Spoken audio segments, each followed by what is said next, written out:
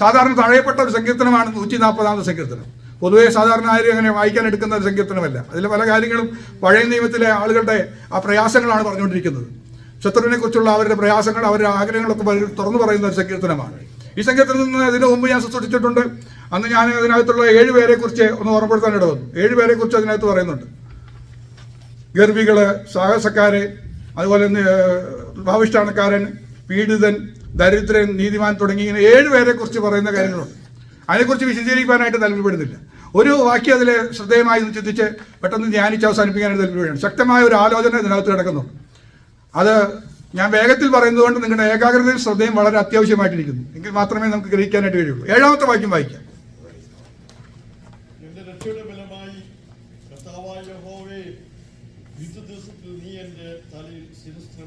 ദൈവം നമുക്ക് തരുന്ന ഒരു വലിയ അനുഗ്രഹം പറയുകയാണ്. നമുക്ക് പ്രതിസന്ധിയുണ്ട്, യുദ്ധമുണ്ട്, ഭാരങ്ങളുണ്ട്. ഈ ലോകം നമുക്ക് അനുകൂലമേ അല്ല, യോഗ്യമേ അല്ല. അതുകൊണ്ട് വരുന്ന ക്ലേശങ്ങളുടെ മധ്യത്തിൽ, ശത്രുവിന്റെ പോരാട്ടങ്ങളുടെ മധ്യത്തിൽ ദൈവം നമുക്കൊരു കാര്യം ചെയ്യുന്നത്, നമ്മുടെ തലയിൽ ഒരു ശിരസ്ത്രം ഇടുന്നു. ശിരസ്ത്രം എന്ന് പറഞ്ഞാൽ തലയിൽ ഒരു ഹെൽമെറ്റ് തരുന്നു. തലയിൽ കവർ ചെയ്യുന്ന ഒരു ഹെൽമെറ്റ് തരുന്നുണ്ട്. അത് നമ്മളൊന്ന് ബോധ്യപ്പെട്ട് അതിൽ നിന്ന് നമ്മൾ പ്രാപിച്ചെന്ന് നടന്നു പോയാൽ ഈ സങ്കീർത്തനം നമുക്ക് അനുഗ്രഹമായി മാറും. എന്റെ തലയിൽ ഒരു ഹെൽമെറ്റ് ദൈവം തന്നിട്ടുണ്ട്. എത്ര പേരുടെ തലയിൽ ആ ശിരസ്ത്രമുണ്ട്? സ്തോത്രം. നമുക്കറിയാം ഈ ശിരസ്ത്രം വളരെ ആവശ്യമാണ്. എന്തുകൊണ്ടാണെന്ന് ചോദിച്ചാൽ പല വിധത്തിൽ കല്ലേറുണ്ടാവുന്നുണ്ട്. ന്യായപ്രമാണം കല്ലെറിയുന്നുണ്ട്. ദേവദാസൻ ഓർമ്മപ്പെടുത്തിയതുപോലെ പട്ടണത്തിലേക്ക് പാവനിയായ ഒരു സ്ത്രീയെ തന്റെ കുറ്റകൃത്യത്തിൽ പിടിക്കപ്പെട്ട് ന്യായപ്രമാണത്തിന്റെ വ്യവസ്ഥയും പറഞ്ഞ് യേശുവിന്റെ അടുക്കലേക്ക് കൊണ്ടുവന്നു. അവർ കൊണ്ടുവന്നിട്ട് പറഞ്ഞത്, ന്യായപ്രമാണത്തിന്റെ വ്യവസ്ഥ അനുസരിച്ച് ഇവിടെ കല്ലെറിഞ്ഞു കൊല്ലണം. അപ്പോൾ ന്യായപ്രമാണം പറയുന്നത് കല്ലെറിയണമെന്നാ. ഈ കല്ലെറിയുന്ന സമയത്ത് കല്ല് വീണ് പതിച്ച് തല ഒട്ടിയാണ് സാധാരണ എല്ലാവരും മരിക്കാറ്. തലയിലേക്കാണ് അവർ ഉന്നമിച്ചെറിയാറ്. അല്ലാതെ കൈമ വലിച്ചെറിഞ്ഞുകൊണ്ടൊന്നും പെട്ടെന്ന് മരിക്കില്ല. അപ്പോൾ തലയിലേക്കാണ് അറിയുന്നത്. അപ്പോൾ അവിടെ നമുക്ക് ലഭിക്കേണ്ടത് ഒരു രക്ഷയുടെ ശിരസ്ത്രമാണ്. വന്നത് യേശുവിന്റെ അടുക്കിലേക്കാണ്. രക്ഷയുടെ ശിരസ്ത്രം വേണോ, ഹെൽമെറ്റ് വേണോ? ഒരാളെ തരാനുള്ളൂ, അത് യേശുവാണ്. യേശുവിന്റെ അടുക്ക് വന്നവർക്ക് മാത്രമേ ഈ ഹെൽമെറ്റ് ലഭിക്കുകയുള്ളൂ. യേശുവിന്റെ അടുക്കിലേക്ക് വന്നപ്പോ ന്യായപ്രമാണ വ്യവസ്ഥ പ്രകാരം കല്ലെറിഞ്ഞു കൊല്ലണം. നമുക്ക് ഈ ഭൂമിയിൽ ജീവിക്കാൻ അവകാശമില്ല. ദൈവ ന്യായപ്രമാണം അനുസരിച്ച്, ദൈവിക പ്രമാണം അനുസരിച്ച് പാപം ചെയ്ത് ദൈവതേജസ് നഷ്ടപ്പെടുത്തി നമുക്കുള്ള ശിക്ഷ മരണശിക്ഷയാണ്. ഈ മരണത്തിൽ നിന്നുള്ള നീക്കുപോക്ക് കൽപ്പിക്കപ്പെടണമെങ്കിൽ കല്ലൊരെണ്ണം പോലും പതിക്കാതെ വണ്ണം നിനക്ക് രക്ഷ പ്രാപിക്കണമോ, യേശുവിന്റെ അടുക്കൽ വന്നേ പറ്റുള്ളൂ. യേശുവിന്റെ അടുക്കൽ വന്നവനെ യേശു ഒരു ശിരസ്ത്രം കൊടുക്കുന്നു. അതാണ് രക്ഷയുടെ ശിരസ്ത്രം. യേശു പറഞ്ഞു, നിങ്ങൾ ഈ പാവമില്ലാത്ത കല്ലെറിയട്ടെ എന്ന് പറഞ്ഞു. അവനിട്ട ഒരു ഹെൽമെറ്റാണ്. ഇന്ന് നമ്മള് ജീവിച്ചിരിക്കുന്നതിന് കാരണം എന്താ? അവന്റെ അടുക്കൽ വന്നവരെ സന്തോഷത്തോടെ ഇരിക്കുന്നതിന് കാരണം എന്താ? അനേകവിധമായ പാവങ്ങൾ മോചിക്കപ്പെട്ടു. എന്റെ അനേകവിധമായ പാവങ്ങൾ മോചിക്കപ്പെട്ടു. എങ്ങനെ? നിങ്ങൾ ഈ പാവമില്ലാത്തവൻ കല്ലെറിയട്ടെ എന്ന് പറഞ്ഞിട്ട്, ഞാനും നിന്നെ കല്ലെറിയുന്നില്ല എന്നവൻ പറഞ്ഞു. ഞാനും നിന്നെ യേശു എറിഞ്ഞിരുന്നെങ്കിൽ അതിന് ചോദ്യം ചെയ്യാൻ ആർക്കും കഴിയില്ല. അവൻ അവകാശമുള്ളവനാ, അധികാരമുള്ളതാ, ന്യായപ്രമാണത്തിന്റെ ഉടമസ്ഥനാ. അവന് കല്ലെറിയാൻ കഴിയുമായിരുന്നു. ഞാനും എറിയുന്നില്ലെന്ന് പറഞ്ഞു. അങ്ങനെ ഒരു ഹെൽമെറ്റ് ഇട്ട് തന്നു. എന്നിട്ട് കർത്താവ് പറഞ്ഞു, ഈ ഹെൽമെറ്റ് നിന്റെ തലയിൽ നിന്ന് ഊരിപ്പോകാതിരിക്കണമെങ്കിൽ ഇനി നീ പാപം ചെയ്യരുത്. ഇനി നീ പാപം ചെയ്യരുത്. ന്യായപ്രമാണത്തിന്റെ കല്ലേറുകൾ പതിക്കാതെ വണ്ണം നിനക്കൊരു രക്ഷ വേണമോ? യേശു ഇടുന്ന ഹെൽമെറ്റ് ഉണ്ട്. അത് ലഭിച്ചാൽ നമുക്ക് വിടുതലുണ്ട്. ഒരു കല്ലും നിന്റെ തലയിൽ പതിക്കില്ല. സ്തോത്രം. ഇനി ഒന്നും കൂടെ എടുത്തു പറയുകയാണെങ്കിൽ, ആ രക്ഷ നമുക്ക് പൂർണ്ണമായി ഒരുക്കാൻ വേണ്ടി കർത്താവ് എന്ത് ചെയ്തു? അവന്റെ ശിരസ്സ് ഉടയ്ക്കപ്പെട്ടു, തലയിൽ മുൾക്കിരീടം തറയ്ക്കപ്പെട്ടു. എന്തിനു വേണ്ടിയാ? എനിക്കൊരു ഹെൽമെറ്റ് തരാൻ വേണ്ടിയാ. ഇനി മേലാൽ ന്യായപ്രമാണത്തിന്റെ ഒരാധിപത്യവും നിന്റെ മേൽ നിൽക്കാതെ നിന്റെ അനേകവിധമായ പാപങ്ങൾ മോചിക്കപ്പെടും. എങ്ങനെ? യേശുവിന്റെ മരണത്തിൽ വിശ്വസിക്കാൻ. യേശു എനിക്ക് വേണ്ടി മരിച്ചു എന്ന് വിശ്വസിക്കുന്നവർക്ക് ലഭിക്കുന്നതാണ് ഈ രക്ഷയുടെ ശിരസ്ത്രം. ന്യായപ്രമാണത്തിന്റെ ഒരു കല്ലും കൊള്ളുകയില്ല. ഇനി ഞാനൊന്നും കൂടെ പറയാം. രണ്ടാമതും കല്ലെറിയാൻ സാധ്യതയുണ്ട്. രണ്ടാമത്തത്, ദൈവങ്ങളെ, നമ്മുടെ രക്ഷയുടെ ശിരസ്ത്രം ഇട്ടു, അതുകൊണ്ട് തീർന്നില്ല. നമ്മൾ ക്രിസ്തുവിന് വേണ്ടി നിൽക്കുകയാണെങ്കിൽ, ക്രിസ്തുവിന് വേണ്ടി നിൽക്കുന്നവർക്ക് നേരെ കല്ലേറുണ്ട്. ക്രിസ്തുവിന് വേണ്ടി ആ ക്രിസ്തുവിന്റെ നാമത്തെ ഉയർത്തുന്ന ആരുണ്ടോ അവർക്ക് നേരെ കല്ലേറുണ്ട്. നമുക്കറിയാം, സ്തേഫാനസ് എന്ന് പറയുന്ന അപ്പോസ്തലൻ, ആ ഭക്തൻ, ആ ശിഷ്യൻ ഇന്ന് വേദിയിൽ നിൽക്കുക. യേശു ക്രിസ്തു ദൈവം എന്ന് ഉയർത്തി സംസാരിക്കുമ്പോ ഒരു സംഭവം നടന്നു. കല്ലുകൾ വന്ന് അവന്റെ മേൽ വന്ന് പതിച്ചു. സ്തേഫാനോസ് കല്ലേറ് കൊണ്ട് മരിച്ച് കൽക്കുമ്പാരത്തിന് അടിയിൽ പോയത് നമ്മൾ കാണുന്നുണ്ട്. അപ്പൊ നമുക്കൊരു ചോദ്യം ചോദിക്കും, സ്തെഫാനോസിന്റെ ശിരസിൽ ഹെൽമെറ്റ് ഇട്ട് കൊടുത്തില്ലേ? ഈ യുദ്ധ ദിവസത്തിൽ ഈ കല്ലേറ് വീഴുന്ന സമയത്ത് സ്തെഫാനോസേ, നിന്റെ തലയിൽ ആ ശിരസ്ത്രം ഉണ്ടായിരുന്നില്ലേ? ഞാൻ വിളിച്ചു പറയും, സ്തെഫാനോസിന്റെ ശിരസിൽ ശിരസ്ത്രം ഉണ്ടായിരുന്നു. എന്താ തെളിവ്? നമ്മുടെ ശരീരത്തിൽ ഒരു മുറിവുണ്ടായാൽ അതിന്റെ വേദന എങ്ങനെയാ പ്രകടിപ്പിക്കുന്നത്? മുഖം കണ്ടാ അറിയാം. നെഞ്ച് വേദനിച്ചാലും ശരി, കൈ മുറിഞ്ഞ് വേദനിച്ചാലും ശരി, മുഖത്ത് നോക്കിയാൽ നിനക്ക് എന്താ അസ്വസ്ഥ ഉണ്ടല്ലോ, എന്താ നിന്റെ പ്രശ്നം എന്നൊക്കെ ചോദിക്കും. സ്തെഫാനോസിന്റെ ശിരസിൽ ഒരു ശിരസ്ത്രം കിടക്കുന്നത് കൊണ്ട് കല്ലേറുകൾ വീഴുന്ന സമയത്ത് അവിടെ വായിക്കുന്ന ഒരു വാചകമുണ്ട്. എന്താ പറയുന്നത്? അവന്റെ മുഖം ദൈവദൂതന്റെ മുഖം പോലെ ശോഭയുള്ളതായി മാറി. ഈ വേദന ഒന്നും അവൻ അനുഭവിച്ചില്ലേ. കാരണം എന്താ ഈ കല്ലുകൾ വന്ന് വീഴുമ്പോഴും സംഭവിച്ചത്? പ്രൊട്ടക്ട് ചെയ്ത ഒരു ശിരസ്ത്രം ഉണ്ടായിരുന്നു. ഞാൻ വിളിച്ചു പറയട്ടെ, ദൈവനാമത്തിന് വേണ്ടി നിൽക്കുന്ന ദൈവദാസന്മാർക്ക്, അപ്പോസ്തലന്മാർക്ക് നേരെ കല്ലേറുണ്ടാകാം. പക്ഷെ ആ കല്ലേറില് നമ്മൾ വിചാരിക്കും തകർന്നു പോയി. ഇല്ല, അവൻ ഇതൊന്നും അനുഭവിച്ചിട്ടില്ല. അവൻ കണ്ട ഒരു കാഴ്ചയുണ്ട്. കണ്ണിൽ ഇരുട്ട് കയറുകയാണ് സാധാരണ വേണ്ടത്. വേദന മുറുകി വരുമ്പോ ഇരുട്ട് കയറും. മറ്റൊരു അനുഭവം പറയുന്നത് ഇങ്ങനെയാണ്, കണ്ണൊന്ന് പൊന്നീച്ച പറക്കും, വേദന മുറുകും. ഇല്ലേ, കേട്ടിട്ടില്ലേ? ഗോൾഡൻ ഫ്ലൈസ് വിൽക്കാനും കാശ് കൊടുക്കുക, കാശൊന്നും കിട്ടില്ല, പിടിക്കാനും കിട്ടില്ല, അതിങ്ങനെ പറഞ്ഞുകൊണ്ടിരിക്കും. അപ്പോ ഇതൊന്നും അല്ല കാണുന്നത്. സ്വർഗം തുറന്നിരിക്കുന്നതും ദൈവത്തിന്റെ വലത്തുഭാഗത്ത് നിൽക്കുന്നതും ഇവനെ ശേഖരിക്കാൻ നിൽക്കുന്ന വലിയ ദർശനങ്ങളെ കണ്ടുകൊണ്ടിരിക്കുന്നത്. അതിന് കാരണമാ പറഞ്ഞത്, സ്തെഫാനോസിന്റെ ശിരസിൽ ആ ശിരസ്ത്രം ഉണ്ടായിരുന്നു. ഇനി നമുക്കറിയാം, അപ്പോസ്തലനായ പൗലോസ് ധാരാളം പ്രാവശ്യം കല്ലേറ് കൊണ്ടിട്ടുണ്ടെന്നാണ് പറയുന്നത്. പലവട്ടം കല്ലേറെന്നാണ് പറയുന്നത്. ആപത്തുകളുടെ ലിസ്റ്റിൽ കിടക്കുന്ന ഒരു കാര്യമാണ് കല്ലേറ്. കല്ലെറിഞ്ഞു, കോൽക്കാരെ കൊണ്ട് അടുപ്പിച്ചു, ചത്തുന്നും പറഞ്ഞ് എവിടെ കൊണ്ടിട്ടു? അടുക്കിയാലിൽ കൊണ്ട് തള്ളിയിട്ട് പോയതാ. നമ്മൾ പിന്നെ കാണുന്നത് അവൻ എഴുന്നേറ്റ് വരുന്നത് കാണാം, പിറ്റേ ദിവസം പ്രസംഗിക്കുന്നതാണ്. ഒരിക്കൽ അടിയും കല്ലൊക്കെ കൊണ്ട് അവനെ കൊണ്ട് കാരാഗ്രഹത്തിൽ അടച്ചിട്ടു. നമ്മൾ വിചാരിച്ചു തകർന്നു പോയെന്ന്. അപ്പോസ്തലാ, നീ ദൈവനാമം ഉയർത്തിയാൽ നിനക്ക് നേരെ കല്ലേറുണ്ട്. നിന്നെ എറിയുന്നവരൊരു വലിയ കൂട്ടമുണ്ട്, അവര് കല്ലെറിയും. പക്ഷെ അപ്പോസ്തലന്റെ ഒരു പ്രത്യേകത, ഞങ്ങൾ ദേവദാസന്മാരെ നിലനിൽക്കുന്ന എങ്ങനെയാ? നിങ്ങളെ കുറ്റം പറയുമ്പോ, നിങ്ങൾക്ക് നേരെ കല്ലെറിയുമ്പോ സന്തോഷത്തോടെ നിൽക്കുന്നതിന് കാരണം എന്താ അറിയോ? അന്ന് രാത്രി ഞങ്ങൾ നന്നായി ആരാധിക്കും. അന്ന് രാത്രി ഞങ്ങൾ കൈകൊട്ടിപ്പാടും, പാടി സ്തുതിച്ച് ആരാധിക്കും. ദൈവമക്കളെ, കല്ലേറ് വരുന്ന സമയത്ത് നീ കൃപ വന്നില്ലേ എന്ന് പറഞ്ഞ് നിന്നെ നേരെ കല്ലെറിയുക. നീ വിശ്വാസത്തിൽ വന്നിട്ട് എന്താ ഗുണം? നീ ഇന്നെ പോലെയുള്ളവരെ വരാതിരിക്കാൻ നല്ലത്. നീ എന്താ ഇങ്ങനെ, നിനക്കൊരു വിടുതലില്ലല്ലോ എന്ന് പറഞ്ഞ് പരിഹസിക്കുകയും നിന്ദിക്കുകയും ചെയ്ത് എറിയുന്ന ഓരോ കല്ലുകൾ കൊള്ളുന്ന സമയത്ത് അതൊന്നും നമ്മെ ഏശാറില്ല. കാരണം ദൈവത്തിനെ സംബന്ധിച്ച് അത് ഏശാത്തതിന്റെ കാരണം എന്താ? അവന്റെ ശിരസിൽ ഒരു ശിരസ്ത്രമുണ്ട്. അവന് കവചമായി നിന്നതുകൊണ്ട് അവനിതൊന്നും ബാധിച്ചായിട്ട് തോന്നില്ല. പകരം അവന് കാണുന്ന ഒരു കാഴ്ച എന്താ? എന്റെ യേശുവിന്റെ നാമം എനിക്ക് വീണ്ടും ഉയർത്തണം. അവൻ വീണ്ടും ശക്തനാകുകയാണ്. ആ ശക്തി അവനിൽ വ്യാപരിക്കുമ്പോ എന്താ സംഭവിക്കുന്നത്? അവൻ നന്നായി ആരാധിക്കും. കല്ലേറ് ഒരു അനുഗ്രഹമായി മാറുന്നത് അവിടെയാണ്. എന്താ സംഭവിക്കുന്നത്? ചങ്ങല അഴിഞ്ഞു വീണു. കാരാഗ്രഹത്തിന്റെ അടിസ്ഥാനങ്ങൾ കുലുങ്ങി ഇളകുകയാണ്. ദൈവമക്കളെ, ശിരസ്ത്രം ഇട്ട് തന്നതിനാണെന്നറിയോ?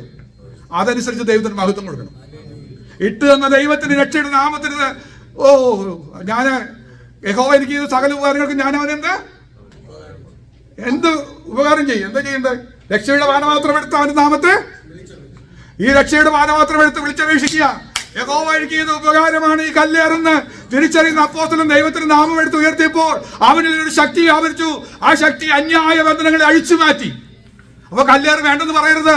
കല്ലേറ് വന്നോട്ടെ, പക്ഷെ ദൈവം എനിക്ക് രക്ഷയുടെ ശിരസ്ത്രം തന്നിട്ടുണ്ട്. ആ ശിരസ്ത്രം ഉള്ളിടത്തോളം കാലം ഈ കല്ലേറ് കൊണ്ട് എനിക്കൊന്നും സംഭവിക്കാൻ പോകുന്നില്ല. പകരം എന്നിൽ ആത്മശക്തി വ്യാപരിക്കും. അത് ബന്ധനങ്ങളെ അഴിക്കും, അടിസ്ഥാനങ്ങളെ കുലുക്കും. ശുശ്രൂഷ അവിടെ കൊണ്ട് അവസാനിക്കില്ല. കല്ലെറിഞ്ഞ് ശുശ്രൂഷ അവസാനിപ്പിക്കാമെന്ന് ആരെങ്കിലും വിചാരിക്കണ്ട. കല്ലേറ് കൊണ്ടിട്ടൊന്നും ശുശ്രൂഷ അവസാനിക്കില്ല. ശുശ്രൂഷ അന്ന് രാത്രി വെളിപ്പെടും. ഒരു കുടുംബത്തെ സ്നാനപ്പെടുത്തുന്ന ശുശ്രൂഷയായി മാറും. ഒരു കുടുംബത്തെ രക്ഷയിലേക്ക് കൊണ്ടുവന്ന് സ്നാനത്തേക്ക് കൊണ്ടുവരുവാനായിട്ട് കഴിഞ്ഞു. ഓ സ്തോത്ര! കാരാഗൃഹ പ്രമാണി കുടുംബവും സ്നാനമേറ്റു. ഓ ഹല്ലേലൂയ! ഇതാ ദൈവത്തിന്റെ കൃപ. ഈ ദൈവകൃപ മനസ്സിലാക്കുന്ന എത്ര പേരുണ്ട്? അവരെ ഓർത്ത് ഞാൻ ദൈവത്തെ സ്തുതിക്കുകയാണ്. അപ്പൊ കല്ലേറ് വന്നാലും നമുക്ക് ജയിക്കാനായിട്ട് കഴിയും. അപ്പോ ഒന്ന്, ന്യായപ്രമാണം കല്ലെറിയും. രണ്ട്, ക്രിസ്തുവിന് വേണ്ടി നിൽക്കുന്നവരുടെ നേരെ കല്ലേറുണ്ടാകും. മൂന്ന്, ദൈവനെ ശുശ്രൂഷിക്കുന്നവരുടെ നേരെ കല്ലേറുണ്ടാകും. നാലാമത്, 1 തെസ്സലോനിക്കർ 5:8 വാക്യം വായിക്കാം. 1 തെസ്സലോനിക്കർ chapter 5 verse 8.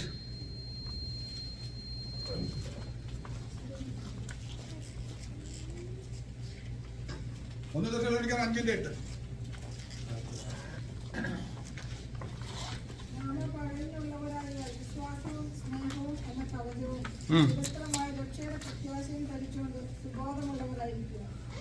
രക്ഷയുടെ പ്രത്യാശ, ശിരസ്ത്രമായ രക്ഷയുടെ പ്രത്യാശ. കവചം രണ്ടെണ്ണം. ഒന്ന് വിശ്വാസം, രണ്ട് സ്നേഹം. ദൈവകൃപയിലേക്ക് വരുന്നവർക്ക് രണ്ട് കാര്യങ്ങൾ. ഒന്ന് വിശ്വാസം വേണം, രണ്ട് സ്നേഹം വേണം, ദൈവത്തിന്റെ സ്നേഹം. ഇത് രണ്ടുമായി വരുന്നവർക്ക് ദൈവം വിട്ടുകൊടുക്കുന്ന രക്ഷയുടെ ശിരസ്ത്രം എന്താണ്? പ്രത്യാശ തരികയാണ്. എന്താ പ്രത്യാശ? ഓ, നാം കാണുന്ന പ്രത്യാശ ഒരു വലിയ പ്രത്യാശയാ. എന്റെ കർത്താവിൽ നിന്ന് ലഭിക്കുന്ന വലിയ പ്രത്യാശ. ഇനി ഞാനൊന്നും കൂടെ പറയട്ടെ. ദൈവമക്കളെ, നമ്മൾ കൃപ നിൽക്കുമ്പോൾ നമുക്ക് പ്രത്യാശയുണ്ട്. എന്നാൽ നമ്മുടെ പ്രത്യാശ തല്ലിക്കെടുത്താൻ വേണ്ടി നമുക്കൊരു പോരാട്ടമുണ്ട്. എന്താണ് ആ പോരാട്ടം? എന്താണ് ആ പോരാട്ടം?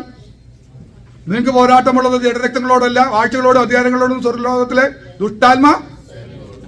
അതിനുവേണ്ടി കർത്താവ് എന്താ നിൽക്കുന്നത്? രക്ഷയുടെ ശിരസ്ത്രം, വിശ്വാസം എന്ന. അപ്പൊ എന്തിനാണ്? അപ്പൊ കല്ലേറ് മാത്രമല്ല സംഭവിക്കാൻ പോകുന്നത്. അടുത്തത് ശത്രുവിന്റെ തീയമ്പുകൾ.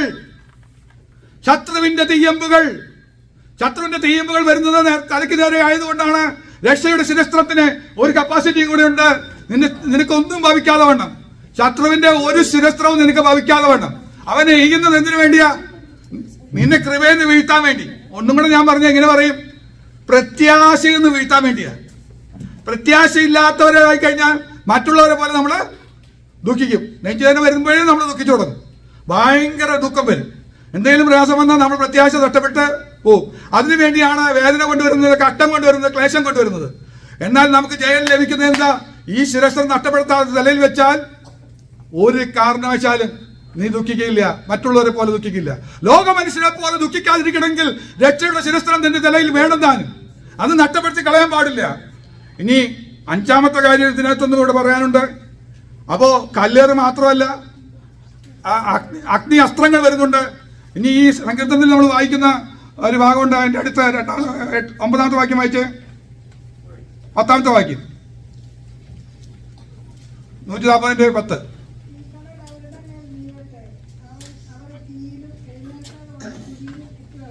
തീക്കനൽ വീഴുന്ന ഒരു സന്ദർഭമുണ്ട്. എവിടെയാണെന്നറിയാമോ? രക്ഷയുടെ ശിരസ്ത്രമുള്ള ഒരുത്തന്റെ തലയിൽ തീക്കനൽ വീഴില്ല. തീക്കനൽ വീഴുന്ന ഒരു സമയമുണ്ട്. തീയിലും എഴുന്നേൽക്കാതെ വേണം കുഴിയിലെടുത്ത് ഒരു കുഴിയുണ്ട്. ആ കുഴിയുടെ പേരാണ് നരകം. നരക കുഴിയിലേക്ക് നീ വധിച്ചാൽ നിന്റെ തലയിൽ വീഴുന്നതാണ് തീക്കനൽ. ആ സങ്കീർത്തനക്കാരൻ ഭക്തൻ പറയുന്നു, ദുഷ്ടനായി എനിക്കേറെ ദ്രോഹം നിരൂപിക്കുന്ന ഈ ദുഷ്ടൻ ചെന്ന് വീഴാൻ പോകുന്നത് ഈ കുഴിയിലാണ്. ആ കുഴിയിൽ ചെന്ന് വീണാൽ അവന്റെ തലയിൽ നിരന്തരമായി വീണുകൊണ്ടിരിക്കുന്ന ഒരു സംഭവമുണ്ട്. അതാണ് തീക്കനൽ. തീക്കനൽ കുമിഞ്ഞുകൂടി അവന്റെ തലയിൽ വീഴും. ദൈവമക്കളെ, നമുക്കൊരു പ്രത്യാശയുണ്ട്, ഒരു ഉറപ്പ് വരുത്തേണ്ടതുണ്ട്. രക്ഷയൊന്ന് ഉറപ്പുവരുത്തണം. രക്ഷ ഉറപ്പുവരുത്താതെ മുന്നോട്ട് പോയാൽ എന്തൊക്കെ നന്മ ചെയ്താലും എന്തൊക്കെ കാര്യങ്ങൾ മുന്നോട്ട് പോയാലും ഒരു ദിവസം നിന്നെ തട്ടിയിടുന്ന ഒരു ദിവസമുണ്ട്. കുഴിയിലേക്ക് തട്ടിയിടും. അതിന്റെ പേരാണ് നരകക്കുഴി. നരകക്കുഴിയിൽ വീണാൽ നിന്റെ തലയിൽ വീണുകൊണ്ടിരിക്കും, തീക്കനൽ വീണുകൊണ്ടിരിക്കും. കല്ലേറും അഗ്നിയസ്ത്രമൊന്നും പോലെയല്ല. തീക്കനൽ കുമിഞ്ഞുകൂടി വീഴുന്നത് സഹിക്കാൻ പറ്റുന്നതല്ല. അതാണ് ഏറ്റവും വേദനാജനകമായ അനുഭവം. അത് നിനക്ക് വരാതിരിക്കണമെങ്കിൽ എന്ത് വേണം? രക്ഷയുടെ ശിരസ്ത്രം നമ്മുടെ ശിരസിൽ വേണം. അത് നഷ്ടമാക്കാതെ നമ്മൾ മുന്നോട്ട് പോയാൽ വിജയിക്കാനായിട്ട് കഴിയും. ഇനി ഞാൻ ഗൗരവമുള്ള വിഷയത്തിലേക്ക് വരിക. ഈ ഇത്രയും പറഞ്ഞ സങ്കീർത്തനത്തിന്റെ ഏറ്റവും ഗൗരവമേറിയ വിഷയത്തിലേക്ക് വരിക. എന്താ വിഷയം? പ്രധാനപ്പെട്ട വിഷയം നമുക്ക് കിട്ടിക്കഴിഞ്ഞു. തലയിൽ രക്ഷയുടെ ശിരസ്ത്രം വേണം. ഉറപ്പുണ്ടോ? ഇന്ന് മരിച്ച ഞാൻ ഇപ്പൊ സ്വർഗത്തിൽ പോകുന്നത് 100% ഉറപ്പുണ്ടെങ്കിൽ ശിരസിൽ രക്ഷയുടെ ശിരസ്ത്രമുണ്ട്. എന്തെങ്കിലും സംശയം ഉണ്ടെങ്കിൽ തലേന്ന് തൊപ്പി പോയി എന്നർത്ഥം. കാര്യം മനസ്സിലായോ? എനിക്കതിനെ കുറിച്ചൊരു പേടിയാണ്. എനിക്ക് സ്വർഗത്തിൽ പോകുന്നൊരു ഉറപ്പില്ല എന്ന് തോന്നുകയാണെങ്കിൽ ഉറപ്പാണ്. മനസ്സിലാക്കിയോ? നിന്റെ തലയിൽ തൊപ്പിയില്ല. തലയിൽ വീഴാൻ പോകുന്ന തീക്കനല്ല. ആ പേടിയാണ് നിന്നെ വരുത്തുന്നത്. നിന്റെ ശിരസിൽ ആ നരകക്കുഴിയിലെ തീക്കനൽ വീഴാതിരിക്കണമെങ്കിൽ രക്ഷ ഉറപ്പാക്കിയേ പറ്റൂ. അത്രയും പറഞ്ഞുകൊണ്ട് വല്ല കാര്യമുണ്ട്. നമുക്ക് കാര്യം മനസ്സിലാവുന്നുണ്ട്. അത് ഞാൻ പറഞ്ഞ ഗൗരവമുള്ള വിഷയത്തിലേക്ക് വരിക. വളരെ ശ്രദ്ധിക്കണം. ഞാൻ രക്ഷിക്കപ്പെട്ടു എന്ന് എങ്ങനെ ഉറപ്പാക്കാൻ പറ്റും? ഞാൻ ഇവിടെ വന്ന കാലം തൊട്ട് നിരന്തരം പറയുന്ന ഒരു കാര്യമുണ്ട്. രക്ഷിക്കപ്പെടണമെങ്കിൽ രണ്ട് കാര്യങ്ങൾ പ്രധാനമായിട്ട് ചെയ്യാതെ ഈ ശിരസ്ത്രം തലയിൽ കിടക്കില്ല. രണ്ട് കാര്യങ്ങളുണ്ട്. ഒന്ന് ഞാൻ പറയാറുണ്ട്, ക്രിസ്തുവിനോട് കൂടെ മരിക്കണം. അവനോട് കൂടെ മരിക്കാതെ ഉയർത്തെഴുന്നേക്കാൻ കഴിയില്ല. അവന്റെ പുനരുത്ഥാനത്തോട്, അവന്റെ മരണത്തോട് ഏകീഭവിക്കുന്നവർക്ക് മാത്രമേ പുനരുത്ഥാനത്തോട് പങ്കുള്ളൂ. അവന്റെ കൂടെ മരിക്കണം. നാം ഈ ഭൂമിയിൽ മരിച്ചവരെ പോലെ ജീവിക്കണം, ക്രിസ്തുവിനോട് കൂടെ ക്രൂശിക്കപ്പെട്ടിരിക്കണം. ഇനി ജീവിക്കുന്നത് ഞാനല്ല, ക്രിസ്തു അത്രേ എന്നിൽ ജീവിക്കുന്നത് എന്ന് പറയത്തക്കവണ്ണം നാം ക്രൂശിക്കപ്പെട്ടവരായിരിക്കണം. ക്രൂശിക്കപ്പെട്ടവർക്ക് മാത്രമേ രക്ഷയുടെ ശിസ്ത്രമുള്ളൂ. ആ രക്ഷ ഒരുക്കിയത് കാൽവറി ക്രൂശില. കാൽവറി ക്രൂശിൽ ഒരുക്കിയ രക്ഷ നിനക്ക് വേണമോ, എനിക്ക് വേണമോ, എന്നിൽ നിലനിൽക്കണമോ, ഞാൻ ക്രൂശിക്കപ്പെട്ടവനായിരിക്കണം. എന്താ തെളിവ്? ഞാനത് പലപ്പോഴും ആവർത്തിച്ച് പണ്ട് കാലം തൊട്ടേ പറയുന്ന ഒരു കാര്യം ദൈവസഭയിൽ മറന്നുപോകാതെ. ഞാൻ ക്രൂശിക്കപ്പെട്ടിരിക്കുന്നു എന്ന് ഉറപ്പുവരുത്തണം ഓരോരുത്തരും. എങ്ങനെ ഉറപ്പുവരുത്താം? എങ്ങനെയാ യേശു ക്രൂശിക്കപ്പെട്ടു മരിച്ചു എന്ന്, എങ്ങനെ ക്രൂശിൽ മരിച്ചു എന്ന് ഉറപ്പുവരുത്തിയത്? ഒരുപാട് ആളി വന്ന് കുന്തം കൊണ്ടൊരു കുത്തു കൊടുത്തു. അപ്പോൾ മനസ്സിലായി രക്തം വെള്ളം പുറത്തു വന്നു, അവൻ മരിച്ചു എന്ന് ഉറപ്പുവരുത്തി. നമ്മെ കുത്തി നോക്കും, കുത്തി നോക്കുമ്പോഴാണ് നാം മരിച്ചെന്ന് ഉറപ്പുവരുത്തുന്നത്. വീട്ടിനകത്ത് ഞാൻ കുഞ്ഞുങ്ങളോട് പറയാം, വീട്ടിനകത്ത് നിങ്ങളോട് നോ പറയുന്ന മാതാപിതാക്കൾ ഒരു നോ പറയുമ്പോൾ നിങ്ങളുടെ പ്രതികരണം ഓർത്താൽ മതി, നിങ്ങൾ രക്ഷിക്കപ്പെട്ടോ ഇല്ല. അവരോട് കോപം വരുന്നുണ്ടോ, അവരോട് ദേഷ്യം വരുന്നുണ്ടോ, നിങ്ങൾ രക്ഷിക്കപ്പെട്ടിട്ടില്ല. നിങ്ങൾ മരിക്കാൻ തയ്യാറാണോ? ഞാൻ അല്ല ജീവിക്കുന്നത്, ക്രിസ്തു ജീവിക്കുന്നത്. യേശു ആണെങ്കിൽ ഈ നോ പറഞ്ഞു കൊടുത്ത് എന്ത് പറയുമെന്ന് ഓർക്കാൻ അപ്പം തുടങ്ങണം. മനസ്സിലായോ? നിങ്ങളുടെ സൗമ്യത സകല മനുഷ്യനും അറിയണം. നിങ്ങളൊന്ന് യഥാസ്ഥാനപ്പെടണം, ബഹുമാനിക്കപ്പെടണം, അപ്പനമ്മയും ബഹുമാനിക്കണം. ഈ വിധത്തിൽ നിങ്ങൾ ദൈവ ചിന്ത നിറഞ്ഞു വരുന്നില്ലെങ്കിൽ എൻ്റെ അർത്ഥം എന്താ? നിങ്ങൾക്ക് രക്ഷിക്കപ്പെട്ടതിൻ്റെ ഹെൽമെറ്റ് നിങ്ങളുടെ തലയിൽ ഇല്ലെന്നർത്ഥം. അത് നിങ്ങളൊന്ന് ഉറപ്പുവരുത്തണം. രക്ഷിക്കപ്പെട്ടവരാണോ? നിങ്ങൾ ക്രിസ്തുവിനോട് കൂടെ ക്രൂശിക്കപ്പെട്ടിരിക്കണം. ആരും നിങ്ങളെ കുറ്റം പറഞ്ഞാലും ഒപ്പത്തിനൊപ്പം പറയരുത്. മരിച്ചുപോയ ഒരാള് അയാളെക്കുറിച്ച് പ്രശംസിച്ച് പറഞ്ഞില്ല എന്നോർത്ത്, അപ്രീഷിയേറ്റ് ചെയ്തില്ല എന്നോർത്ത് വിഷമിക്കുമോ? ഇല്ല. അടിച്ചാൽ തിരിച്ചടിക്കുമോ? മുഖത്ത് തുപ്പിയോ വല്ല പ്രശ്നമുണ്ടോ? ഇനി ഒന്നും കൂടെ പറയാം, മരിച്ച ആൾക്ക് ഇന്ന ഡ്രസ് ഇട്ടില്ല എന്നോർത്ത് വിഷമം വരും. നമുക്ക് ഇപ്പോഴും വിഷമമല്ലേ? ഡ്രസ് ഇട്ട് കഴിഞ്ഞാൽ അത് ഭംഗിയായോ ഇഷ്ടപ്പെട്ടോ എന്നൊന്നും ചിന്തിക്കാൻ പറ്റുന്നില്ല. നമുക്കൊരു വ്യസനം കിടക്കുക, ഓ ഇത് ഭംഗിയായില്ല തോന്നി. ചില സഹോദരിമാര് 5-6 പ്രാവശ്യം ഡ്രസ്സ് മാറുന്നു പറഞ്ഞ് കേട്ടിട്ടുണ്ട്. ഒരു തടക്ക് പോകുന്നതിനും ഒന്ന് എടുത്തു, അത് മാറി, അടുത്തെടുത്തിട്ടു, അടുത്തത് മാറി, അങ്ങ് തൃപ്തി വരുന്നില്ല. എന്താ പ്രശ്നം? മരിച്ചിട്ടില്ല, മരിച്ചിട്ടില്ല. നിങ്ങളുടെ തിരയിൽ രക്ഷയുടെ ശിരസ്ത്രമില്ല. മരിച്ചാൽ മാത്രം പോരാ, നിങ്ങൾ ക്രിസ്തുവിനോട് കൂടെ ഉയർത്തെഴുന്നേക്കണം. ക്രിസ്തുവിനോട് കൂടെ അവൻ മരിക്കുകയും വേണം, ഉയർത്തെഴുന്നേൽക്കുകയും വേണം. എങ്ങനെ ഉയർത്തെഴുന്നേറ്റിന്റെ തെളിവ് എന്താ? ഞാൻ ക്രിസ്തുവിനോട് കൂടെ ഉയർത്തെഴുന്നേറ്റിരിക്കുന്നെങ്കിൽ എന്താ തെളിവ്? കൊലോസ്യലേഖനം 3-ാം അധ്യായം 1-ാം വാക്യം വായിച്ച്, നിങ്ങൾ ക്രിസ്തുവിനോട് കൂടെ മരിച്ചു ഉയർത്തെഴുന്നേറ്റിരിക്കുന്നുവെങ്കിൽ ക്രിസ്തു ദൈവത്തിന്റെ വലത്ത് വാതിരിക്കുന്ന ഉയരത്തിലുള്ളത് അന്വേഷിപ്പിൻ. ഒന്ന് വായിച്ച്. ആകയാൽ നിങ്ങൾ ക്രിസ്തുവിനോട് കൂടെ ഉയർത്തെഴുന്നേറ്റിരിക്കുന്നുവെങ്കിൽ, ഉയർത്തെഴുന്നേറ്റിട്ടുണ്ടെങ്കിൽ ഉറപ്പായിട്ടും ചെയ്യുന്നൊരു കാര്യമുണ്ട്. നമ്മൾ ചിന്തിക്കുന്നത് എന്തായിരിക്കണം? ഉയരത്തിലുള്ള ചിന്തിച്ചിട്ട് എത്ര ദിവസമായി? ചിന്തിക്കാൻ വേണ്ടി ഒരു സമയം വെച്ചിട്ടുണ്ട്. ഞായറാഴ്ച ഇവിടെ വന്നിരുന്നിട്ട് വേണമെന്ന് ചിന്തിക്കാൻ. പാസ്റ്റർ പറയുമ്പോൾ വേണം അതിനെക്കുറിച്ചൊന്ന് ചിന്തിക്കാൻ. ഇല്ലെങ്കിൽ അത് കഴിഞ്ഞിട്ട് അവിടെ ചെന്നിട്ട് വേണമെന്ന് ആലോചിക്കാൻ. പാസ്റ്ററിൽ പറഞ്ഞതൊക്കെ ശരി തന്നെയാണോന്നൊന്ന് ആലോചിക്കാൻ. ഇതാണെങ്കിൽ രക്ഷയുടെ ചരിത്രമൊന്നും ഇല്ല തലയിലെന്ന് അർത്ഥം. എന്ത് തിന്നെ എന്ത് കുടിക്കുന്നൊക്കെ ഓർത്ത് വിഷമിച്ച് നടക്കാതെ എനിക്കൊരു ഉയരത്തിലൊരു പിതാവുണ്ട്, അവൻ എന്നെ നടത്തും, അവന്റെ ഹിതത്തിനനുസരിച്ച് ഞാൻ ജീവിക്കും എന്ന് പറഞ്ഞുകൊണ്ട് ഉയരത്തിലുള്ളത് ചിന്തിപ്പാനും ധ്യാനിക്കാനും കഴിയുന്നില്ലെങ്കിൽ തലയിൽ ശിരസ്ത്രമില്ല, നട്ടപ്പെട്ടു, വീഴാൻ പോകുന്നത് തീക്കനലാണെന്ന് ഈ സംഗീതത്തിൽ നമ്മളെ ബുദ്ധി ഉപദേശിക്കുകയാണ്. ഇത് വരാതിരിക്കണമെങ്കിൽ ഇന്ന് ഉറപ്പുവരുത്തണം, രക്ഷയുടെ ശിരസ്ത്രം എന്റെ നിലയിൽ വേണം. 2 കാര്യങ്ങൾ മറക്കാതെ ഓർക്കുക. എനിക്ക് ക്രിസ്തുവിനോട് കൂടെ മരിക്കണം. ഞാൻ വിശ്വസിക്കുന്നു യേശു മരിച്ചപ്പോൾ അവനോട് കൂടെ ഞാനും ഉണ്ടായിരുന്നു. ഞാൻ ഇനി അവന് വേണ്ടി ജീവിക്കും. ഞാൻ എനിക്ക് വേണ്ടിയല്ല ഇനി ജീവിക്കുന്നത്, ഞാൻ ക്രിസ്തുവിന് വേണ്ടി ജീവിക്കും. അവൻ ജീവിച്ചതുപോലെ തന്നെ സഹായിച്ചവരോട് സഹായിക്കാതെ, ഭീഷണി പറഞ്ഞവരോട് ഭീഷണി പറയാതെ, അവൻ കാണിച്ചൊരു മാതൃകയുണ്ട്, ഒരു കാഴ്ചയോടുണ്ട്. അതിലൂടെ ഞാൻ മുന്നോട്ട് പോകാൻ തീരുമാനമെടുക്കുന്നു. അതിനായി എന്നെ സമർപ്പിക്കപ്പെട്ടാൽ എനിക്കൊരു രക്ഷയുണ്ട്. ആ രക്ഷയാണ് നിത്യരക്ഷ. നരകക്കുഴിയിൽ ചെന്ന് വീണ് വധിച്ച് തീക്കനൽ തലയിൽ കുമിഞ്ഞു കൂടാതെ ഒരു രക്ഷ കിട്ടുന്നുണ്ട്. എന്താ രക്ഷ? നരകത്തിൽ നിന്നുള്ള വിടുതലാണ് യഥാർത്ഥ രക്ഷ. ഒന്ന് പറഞ്ഞേ, നരകത്തിൽ നിന്നുള്ള വിടുതലാണ് രക്ഷ. അത് ഉറപ്പുവരുത്താനാ നീ ഞാനും കൃപേ വന്നത്. ഇത് ഉറപ്പുവരുത്താതെ ഇവിടെയുള്ള കുറച്ച് നാളത്തെ ജീവിതം, 10 വയസ്സോ 20 വയസ്സോ 30 വയസ്സോ 40 വയസ്സോ 50 വയസ്സോ 60 70 80 90 ഒന്നും നമുക്കറിയില്ല. ഏത് സമയത്തും നമുക്ക് ഈ ലോകം വിട്ടു പോകണം.